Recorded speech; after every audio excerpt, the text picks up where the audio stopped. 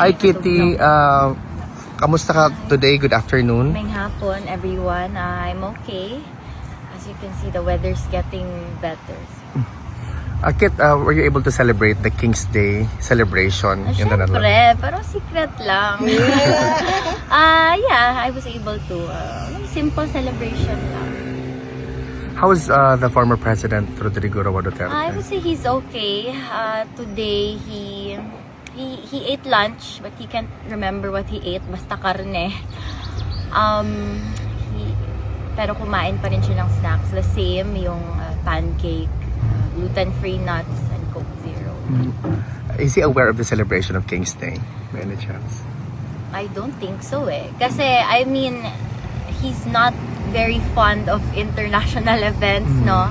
You know, he's very patriotic na puro atin lang. Kaya hindi siya masyado nasisiyahan sa mga ganyan. Kit, on a political side, what is your opinion about the development of the impeachment of your sister, the Vice President Sara Duterte?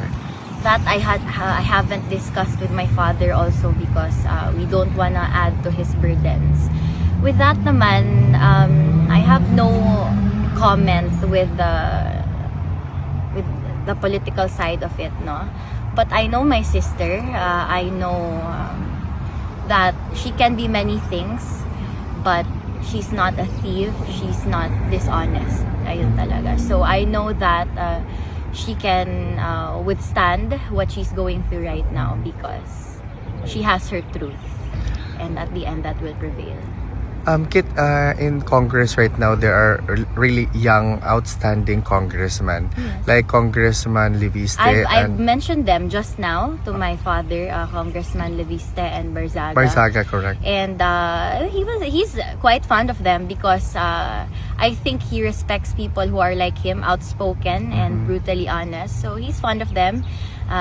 He mentioned their parents kasi halos kabatch niya, kakilala niya. So ayun. What's your opinion about this congressman becoming younger and younger in the lower house?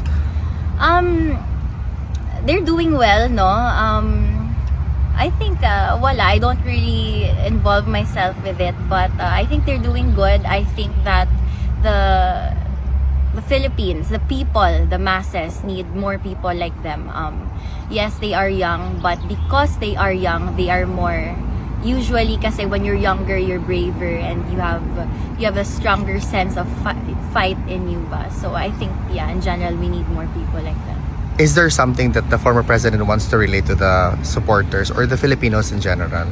He asked again kung ilan kayo. Sabi ko, Papa, hindi ako calculator. Hindi ko mabilang yan araw-araw. But I did inform him that some supporters from the States were here yesterday, if I'm correct, Vinny Baksa, I saw from your post.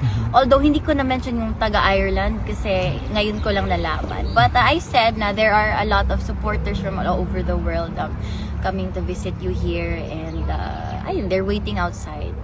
Will you be staying here longer with us? No, because I have aside from my personal life, I have my school. Kaya naka-shades ako kasi pag first visit and last, umiiyak ako kasi syempre namimiss ko yung tatay ko. So maoto ako siyang giluok-luok na pod hantod kana manggod siya pagtindog na bago na siya mag-exit ako ana siyang luok-luok kon dira sa aping puno kay lip gloss iyang aping kay man ako lip gloss. So and sabi niya sa mga guard, what can I do? This is how my daughter wants to say her goodbye. Luok-luok na. Dumugod yun ako na siya. Antod na siya maana na siya matumba. But, you know, secretly, he likes it. He's very happy. Pag alam mo yung pa-exit na sa corridor, yung akala niya wala nang nakakarinig, sila na lang ng guard.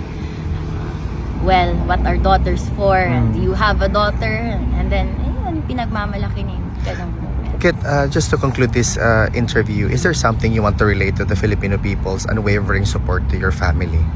You know, no, it's you may find my message redundant, pero all I can say is thank you time and time again, because time and time again you prove that you are here, you are with us, you are standing with us and with the truth.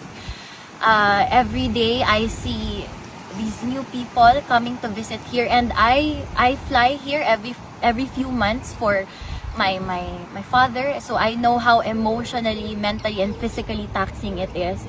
So, for me to think of people who don't even have a personal relationship with him but are making that effort and taking the time, daghang salamat sa inyong tanan. Maraming salamat sa inyong lahat. This is not something we take lightly. The whole Duterte family, we remember always. You know that. And like I said before, hindi lang kami lumalabas tuwing election. We are always here. Well, at least me in my own ways. But maraming salamat sa inyong lahat, and every one of you here, daghang salamat sa inyong tanan. To everyone that I will not be able to meet in person, I want to extend my deepest gratitude and appreciation for you anyway. And of course, PRRD also. So, next time, sana may head count kayo.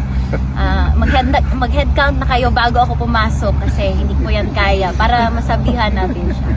Kit, on behalf of the Filipino community in The Hague, good luck to your endeavors, personal or academic. We will see you again very, very soon.